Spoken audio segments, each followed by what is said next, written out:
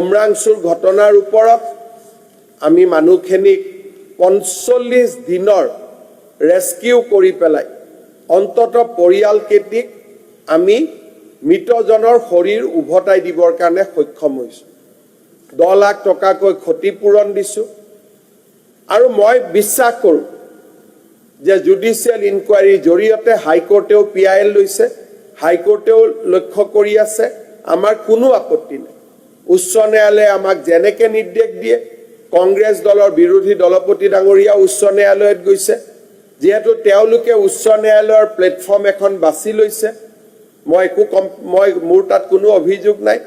উচ্চ ন্যায়ালয়ে যি কয়, জাষ্টিছ অনিমা হাজৰিকা কমিটিয়ে যি কয় আমি মানি ল'ম, যাৰ ওপৰত যেনেকৈ একশ্যন ল'ব দিয়ে আমি মানি ল'ম, কাৰণ ঘটনাটো হৈছে, অস্বীকাৰ কৰি লাভ নাই, যিহেতু ঘটনাটো হৈছে, somebody has to be accountable।